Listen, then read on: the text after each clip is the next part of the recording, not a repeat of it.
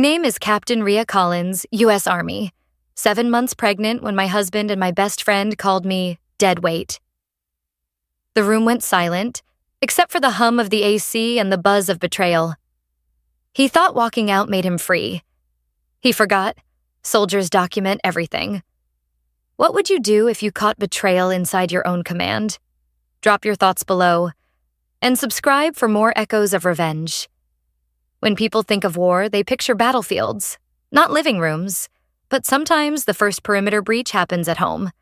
My name is Captain Rhea Collins, 32, Logistics Officer, United States Army. For 11 years, my world ran on order, manifests, convoy routes, chain of custody forms.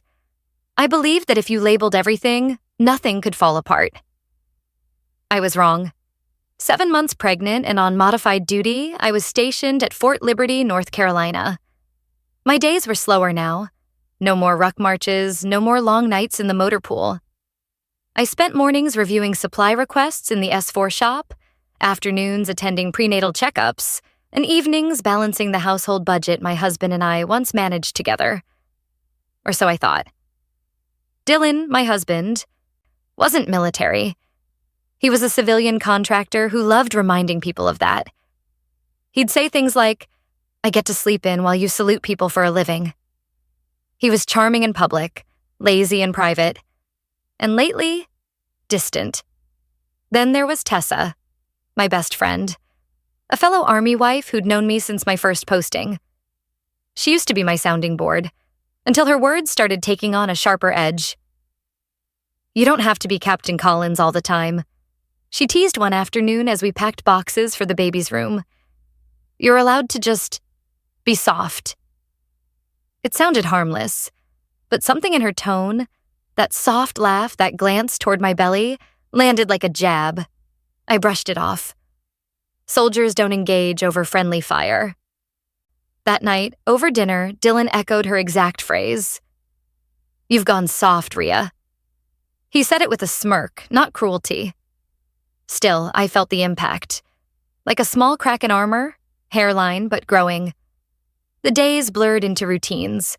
I tracked supply inventories, ran readiness reports, checked in with my platoon sergeant.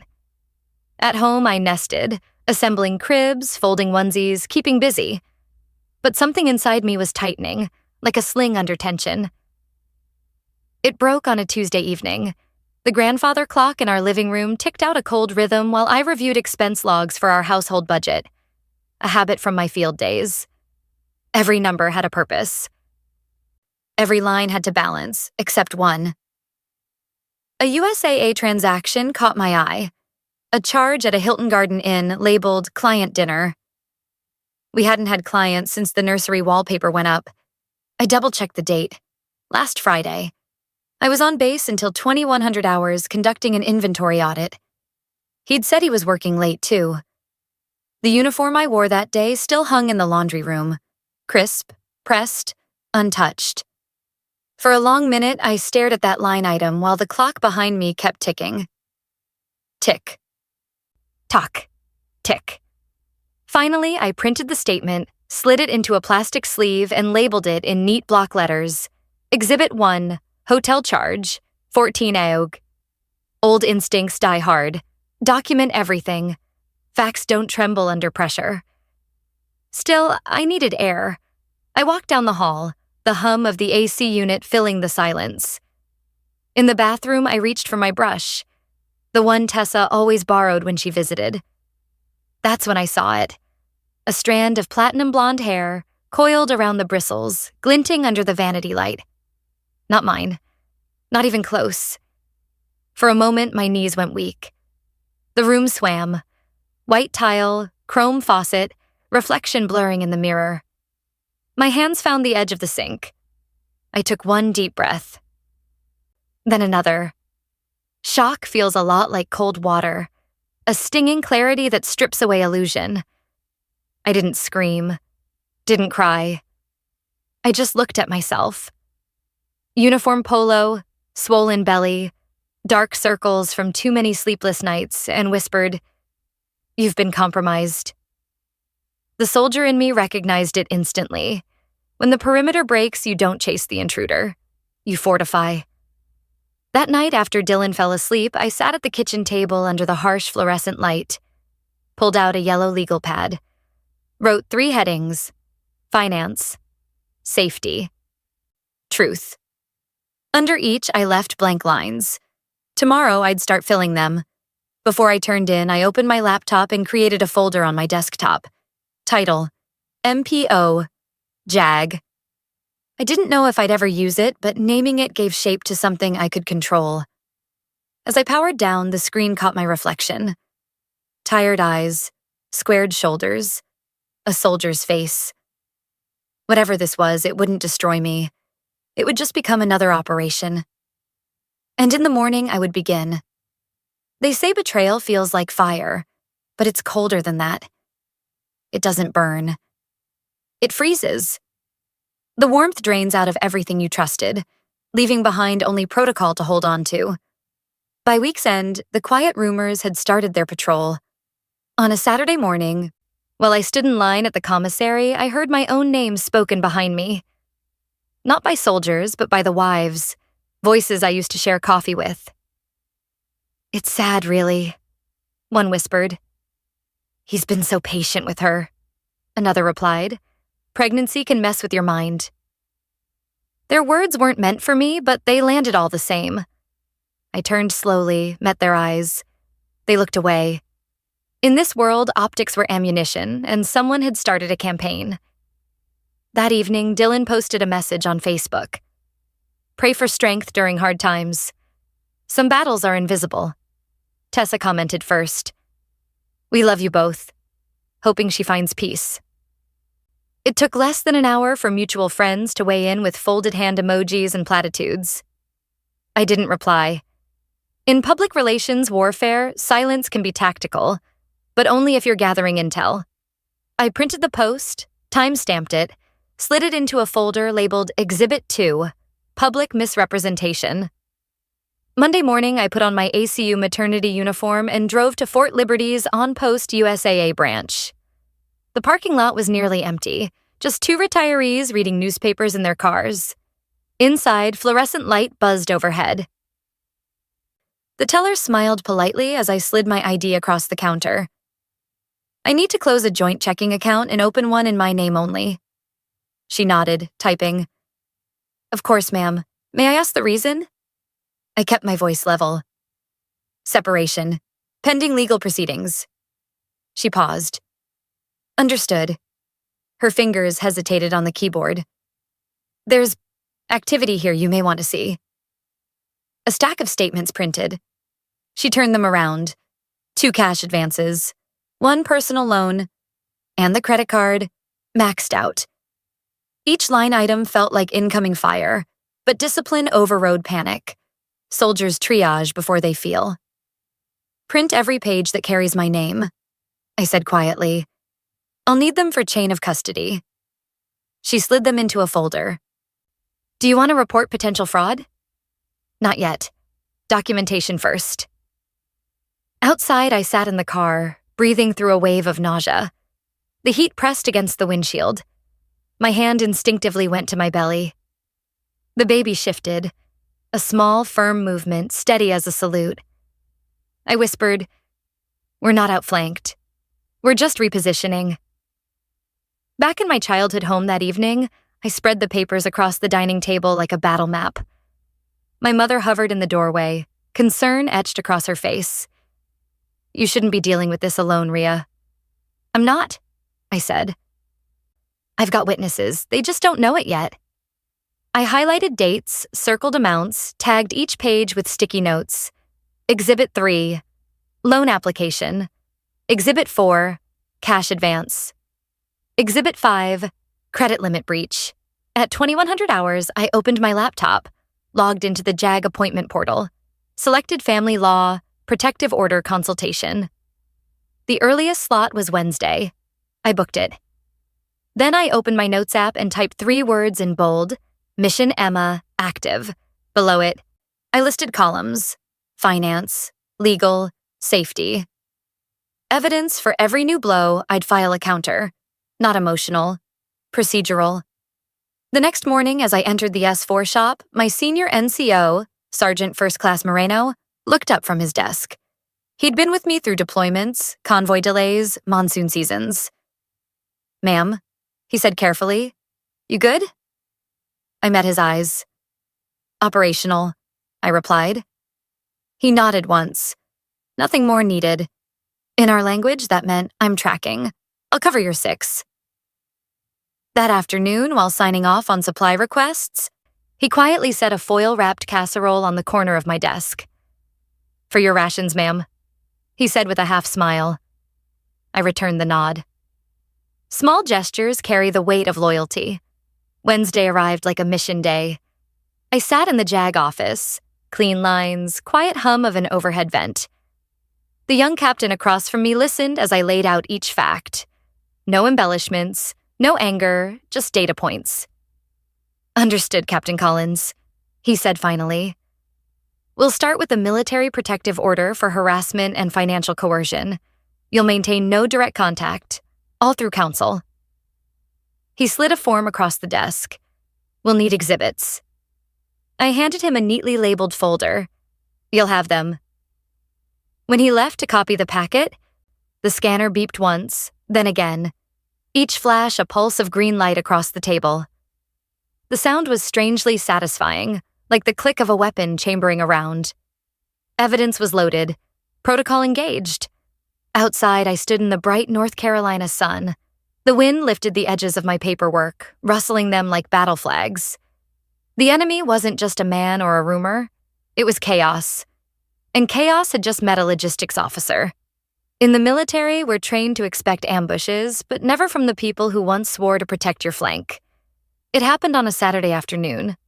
The Fort Liberty PX was packed, the weekend chaos of soldiers, spouses, and kids darting between aisles. The air smelled faintly of popcorn and floor wax. Overhead, fluorescent lights hummed like an anxious heartbeat. I was in the baby aisle comparing stroller frames. My mind was on logistics. Weight limits, folding mechanisms, car seat compatibility. The world had narrowed to SKUs and price tags. Then, from behind me, came a voice I knew down to the marrow. "Rhea?" I froze. Every muscle in my back went rigid. When I turned, Dylan was standing 10 feet away, hair neatly combed, wedding ring conspicuously on. And beside him, wearing a bright floral sundress and the kind of guilty smile only a practiced liar can pull off, was Tessa. They weren't alone. 2 aisles over, Lieutenant Colonel Avery, my battalion XO, stood with his wife, selecting a coffee maker. The worst possible witness. Senior in my chain, known for his obsession with optics. In a split second, I understood. This wasn't a coincidence. This was staging. A performance designed to paint a picture. The fragile, hormonal officer. The patient husband. The loyal friend caught in the crossfire. Dylan stepped forward, voice projecting just enough to carry. "Hey, Rhea. I've been trying to reach you. You haven't answered my texts." He said it like a husband pleading for connection, not an adulterer cornered by evidence. His tone was soft, measured, rehearsed. I didn't move. "There's nothing left to discuss." Tessa clasped her hands, lowering her voice just enough to sound sincere. "We just want to make sure you're okay. You've seemed so isolated." Her words floated into the aisle like a gas, sweet-sounding, toxic underneath. A mother nearby glanced up from a diaper display. I saw it in her eyes. Pity. The narrative was working. Dylan stepped closer, lowering his voice. "Rhea, come on. We're all worried about you. This isn't healthy." The manipulation was surgical.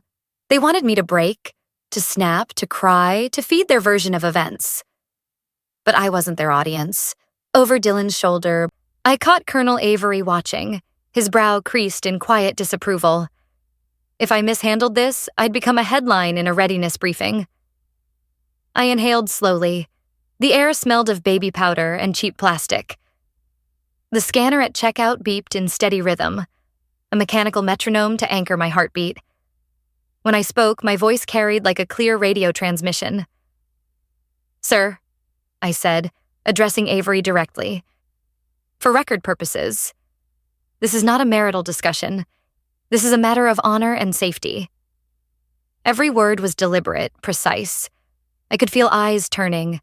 Soldiers, spouses, clerks pausing mid-transaction. Dylan blinked, thrown off script. "Rhea, I don't know what you're talking about." I turned fully to face him, squared my shoulders. Posture textbook perfect. "You abandoned your post the moment things became inconvenient. Don't approach me again without counsel." He stammered, trying to reclaim footing. "Post? You're not on duty right now." A soldier doesn't clock out of integrity. The aisle went silent. Even the beeping scanner seemed to hesitate. Tessa opened her mouth, tears shimmering on cue. "We just want to help you." I cut her off gently, not cruelly. "Help doesn't look like this, Tessa. You know that. You've sat through the family advocacy briefings. You've heard the line, 'If it's not safe, report it.' Well, consider this reported." Her face drained of color. She glanced toward Avery's wife, who now watched her with folded arms and cold eyes. I turned back to the colonel, maintaining steady eye contact. "Sir, I'll be submitting a formal MPO request through JAG on Monday. I wanted transparency. This is the context." Avery gave a short nod, not approval, but acknowledgement. "Understood, Captain. Handle it by the book." "Always, sir." Dylan's expression flickered, confusion, then panic. The scene he'd orchestrated had slipped beyond his control. His faux concern had just been logged in front of a senior officer. For the first time, he looked small. "Rhea, wait. No, we're done here." I turned, leaving the stroller unchosen, and walked toward checkout. Each step echoed faintly off the polished tile, measured and calm. Behind me, I heard Tessa whisper something frantic. The colonel's wife murmured back. Cold, clipped. By the time I reached the front, my hands were steady enough to sign the receipt for a box of diapers. The clerk didn't speak, just nodded respectfully. Soldiers recognize command presence when they see it, even off duty. Outside, sunlight hit my face. I exhaled slowly, the tightness in my chest easing. They had wanted a breakdown. Instead, they'd gotten a briefing. The ambush had failed. And Monday morning, the MPO packet would move up the chain, signed, scanned, and undeniable. By Monday morning, the fog of that PX ambush had burned away. What remained was clarity. Cold, procedural, absolute. At 800 hours sharp, I was seated in the Judge Advocate General's office, folder in hand, uniform crisp, hair regulation tight. No emotions, just evidence. The clerk's scanner beeped as each document passed under its green light. One flash for every lie I'd turned into proof. When the JAG captain, a calm man named Levine, joined me, I stood to attention before he even asked. He waved a hand gently. "At ease, Captain Collins. Let's just talk through this step by step." That was fine by me. Step by step was how soldiers take ground. I laid out the exhibits in order. Hotel statements, financial withdrawals, screenshots of posts and messages, the strand of hair photographed beside the brush. Each page was labeled, signed, dated. "Your paperwork's meticulous," Levine said, flipping through. "Exactly what we need." "Logistics, sir. It's what I do." He nodded. "We'll initiate your military protective order request immediately. That gives you legal distance and ensures any future contact goes through counsel only. You'll want to also file for a no-contact clause in civilian court. JAG will coordinate." He paused, scanning a few more pages. "You mentioned you still have access to a shared tablet?" "Yes, sir. It's in my possession. I haven't opened it since he moved out." Levine's tone sharpened slightly. "Bring it in. If communications are on it, they can support a harassment and adultery pattern, especially if timestamps show overlap during marriage." That afternoon, I drove home, the AC vent hissing softly against the Carolina heat. The tablet sat buried in a storage bin under folded baby blankets. My hands trembled, not from fear, but from the weight of proof waiting to surface. I took it to Brenda Russo's office, the civilian attorney referred by my XO. Brenda was in her 50s, silver hair pulled into a no-nonsense bun, reading glasses perched halfway down her nose. Her conference room was small, window blinds drawn. "Let's have our IT tech take a look," she said. "You'd be surprised what people forget to delete." The technician, a quiet young woman, plugged it in and began typing. Lines of code scrolled across her monitor like falling rain. Then she stopped. "Found something." Brenda looked up. "Show us." On the screen were folders, one labeled Projects, another Invoices, and a third named simply Tessa. Inside were photos, mirror selfies in hotel rooms, text logs arranging meetups, affectionate nicknames. The timestamps began months before he moved out. Brenda exhaled slowly, the way officers do when the target finally walks into range. "Captain Collins, these are smoking guns. We'll copy and preserve the metadata. No edits, no deletions. Chain of custody form to follow." As the printer hummed beside us, page after page slid into the output tray, the paper trail of betrayal. "He staged concern," Brenda muttered, gathering them. "He weaponized pity. Now the narrative collapses under timestamps." She turned to me, eyes sharp. "From this point forward, you don't speak to him. Not a text, not a glance. We let protocol speak." I nodded. Soldiers obey the last lawful order given. That evening, I sent my XO's assistant a brief factual email. "Sir, per prior discussion, MPO request submitted. Civilian counsel engaged. Documentation chain complete. No mission impact anticipated." A reply came within minutes. "Understood, Captain. Thank you for professionalism and transparency. Stay focused on profile compliance." That was command language for, "We've got eyes on this. You're covered." For the first time in weeks, I slept through the night. 2 days later, I sat again in Levine's office as he slid the signed MPO packet across the table. My name was stamped above his signature. Dylan's below in the respondent field. "It's official," he said. "He's barred from contacting you directly or indirectly. Any violation will be reported through military and civilian channels." As he spoke, the office copier emitted its soft green light, scanning the final page. That glow reflected off the brass pin on my uniform. The same insignia I'd once thought tarnished by humiliation. Now, it felt like armor again. Levine leaned back. "Captain, not every soldier handles personal warfare with this kind of control. You kept your bearing." "Bearing's all I had left, sir." When I left the building, a light rain had begun to fall. I didn't rush to my car.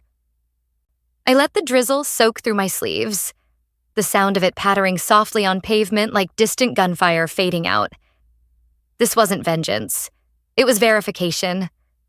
Every rumor, every false narrative, every act of deceit had now been logged.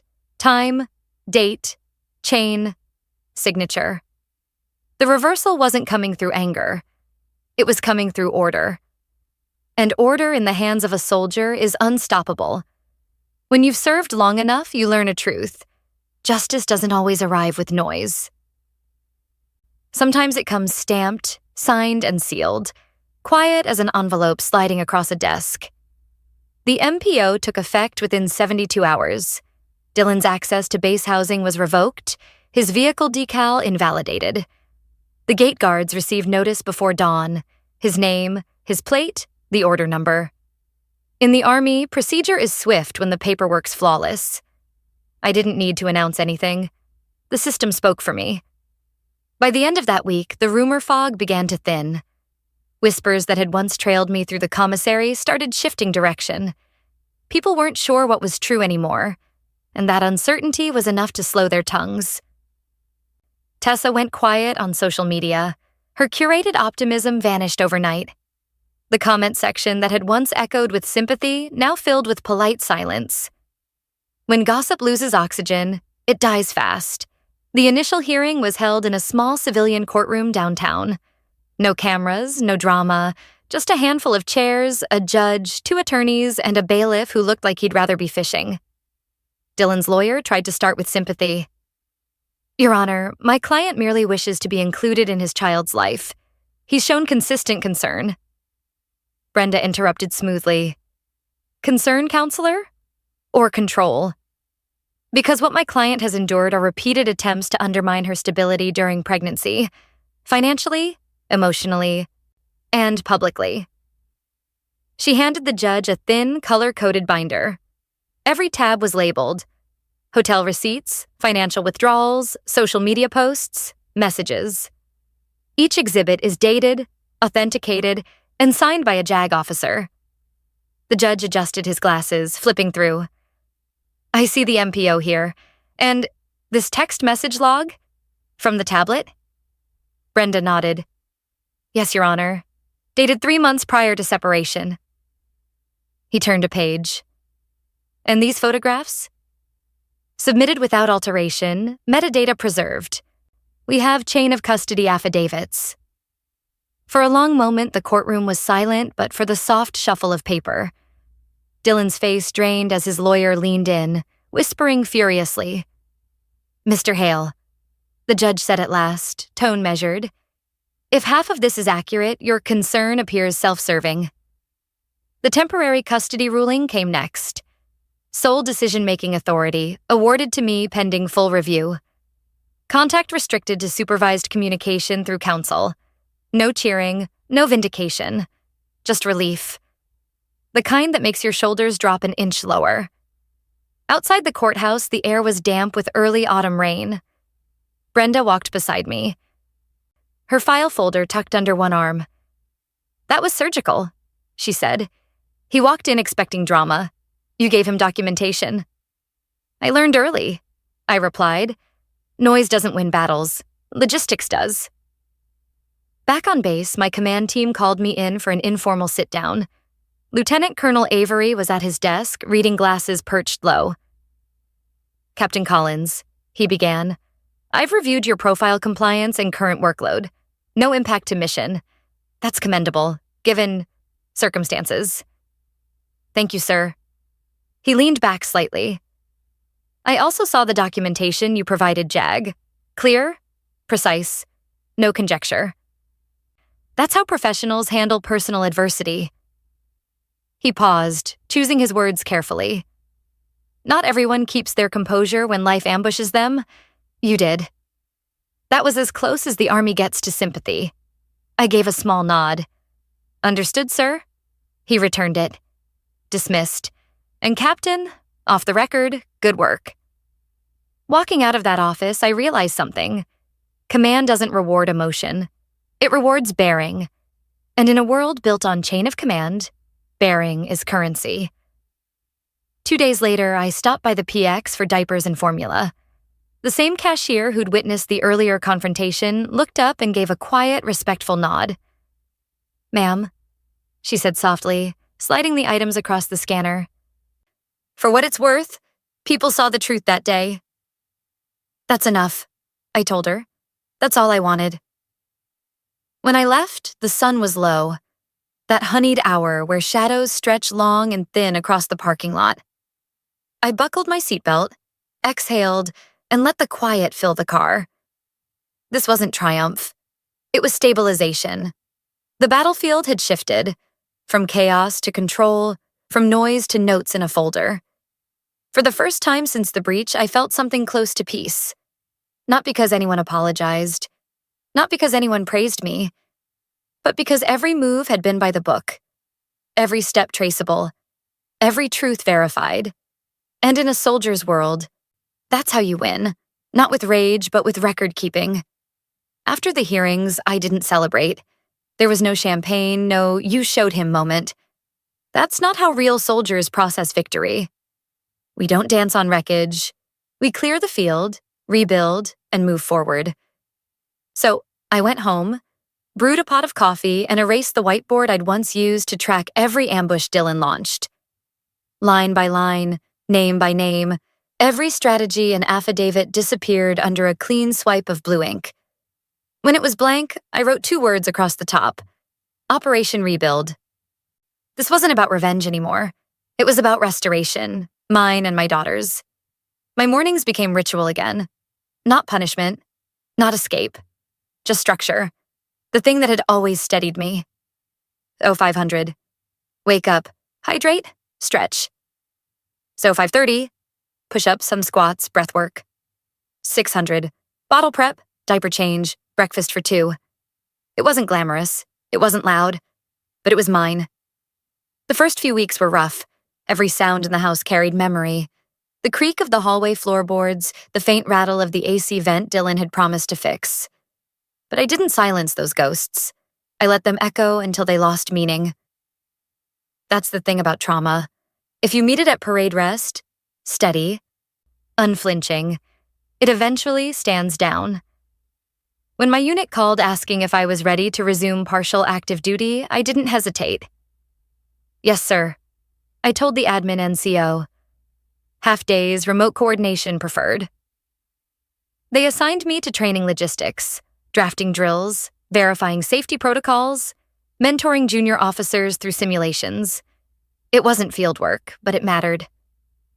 On my first day back, a young lieutenant, fresh out of ROTC, full of adrenaline, stopped by my office. "Ma'am," he said awkwardly, "heard about everything. Just wanted to say, you handled it like a professional." I smiled faintly. "Lieutenant, professionalism isn't about never breaking. It's about breaking clean and building stronger." He nodded, eyes wide. Maybe he didn't fully get it. But one day, he would. After hours, I'd meet with Sergeant Miller, my quiet right hand through the storm. He'd check in. No probing questions, no pity. Just two soldiers reviewing logistics. "You holding steady, ma'am?"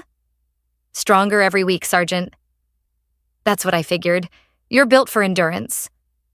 That simple acknowledgement carried more comfort than any apology ever could. Miller later suggested something that stuck. "You know, ma'am, there's plenty of others going through similar battles. JAG cases, custody fights, deployments gone bad. You should share what you learned. Quietly. For the ones still in the dark." I didn't answer right away. But that night, as I rocked my daughter to sleep, I thought about it. He was right. Command isn't always about orders. Sometimes it's about example. So I started small. Once a month, I volunteered at the Family Readiness Center. Not as an instructor, not as a motivational speaker, just as a quiet peer resource. When new spouses came in, eyes wide, paperwork clutched tight, I'd help them fill out forms, explain procedures, and remind them that respect isn't a courtesy, it's a right. I never told my full story. I didn't need to. They could read it in the steadiness of my tone, the calm certainty in my posture. Outside the uniform, motherhood became its own chain of command. My daughter, Ava, became my mission commander, issuing orders through giggles and late-night cries. And me? I followed with the precision of a soldier who finally understood that strength wasn't about control. There were nights I'd sit by her crib, watching her tiny chest rise and fall, and think, this is what survival looks like. Not medals, not court victories, but this quiet room, this breathing child, this steady peace. One morning during a routine grocery run, I caught sight of Dylan across the parking lot. He looked smaller somehow, not physically, but in presence. His stride lacked that performative confidence I used to know. He saw me. Our eyes met briefly. There was no anger in mine, no triumph, just distance. He gave a faint nod, not an apology, not a plea, just acknowledgement. I nodded back, then turned, strapped Ava into her car seat, and drove away. That was the last time I saw him. By winter, the rumors had faded, replaced by quiet respect. When I walked into the commissary or briefing room, no one whispered anymore. They just stepped aside, made space, and greeted me by rank. Not out of pity, out of recognition. Because by then, everyone knew. Captain Rhea Collins hadn't just survived scandal. She'd conducted a flawless tactical withdrawal, rebuilt command, and re-established stability under fire. And in our world, that's the highest honor there is. They say every war changes you, but the truth is, Some don't destroy who you are. They just reveal who you've been all along. When Dylan walked out, I thought I'd lost everything. My family, my reputation, my footing. But looking back, all I really lost was the illusion that peace comes from people. It doesn't. Peace comes from discipline, truth, and control of your own story. In the Army, they teach you to maintain your weapon, your gear, and your bearing. But no one warns you that one day, your mind will be the battlefield, and the only weapon you'll have is composure. I learned that revenge doesn't have to roar. Sometimes it stands tall in silence, stamped with a court seal, marked approved. There were moments in that PX, in that courtroom, even standing alone in the nursery, when I wanted to scream, to demand justice faster, louder. But soldiers don't win fights by shouting. We win by keeping our heads down, reading the terrain, and moving on the right signal. Every insult they threw, every rumor they spread, every attempt to strip away my dignity, it all became intelligence. Data points in a mission brief, and when the time came, I didn't respond emotionally. I responded by the book. That's what Echoes of Revenge is about. Not chaos, not vengeance, but protocol. The quiet kind that reminds the arrogant and the careless. You can't outrun truth when the paperwork's tight and the conscience is clear. Now, a year later, I see justice everywhere. Not in the form of punishment, but in perspective. The gossipers? They've moved on. The betrayers? They're living with what they built. And me? I'm living with what I rebuilt. Every morning, I lace my boots, hold my daughter, and remember what this uniform means. Not perfection, not power, but the promise that dignity never expires. If you've ever been underestimated, pushed to the edge, or made to believe your silence meant weakness, hear this. Silence isn't surrender. It's strategy. Strength isn't what breaks things. It's what holds steady while everything else collapses. And revenge? Real revenge doesn't need applause. It just needs closure. Today, my mission has changed. I'm not fighting for justice anymore. I'm modeling it. For my daughter, for my unit, for anyone watching quietly from the sidelines, wondering if they have what it takes to survive their own ambush. You do. You always did. And maybe that's the final echo of my story. That when you stop fighting to prove your worth, the world has no choice but to see it. If you've ever witnessed someone rise after being written off, if you've ever seen a quiet professional reclaim their ground, I'd love to hear about it. Drop your thoughts in the comments. And if you believe that dignity outlasts deception, that chain of command still matters, and that the calmest voice often carries the most authority, hit that like button, subscribe, and turn on notifications. We share stories like this every day. Stories that prove quiet doesn't mean weak, and respect isn't optional. Until next time, stay disciplined, stay steady, and remember, in every battle, the truth eventually salutes.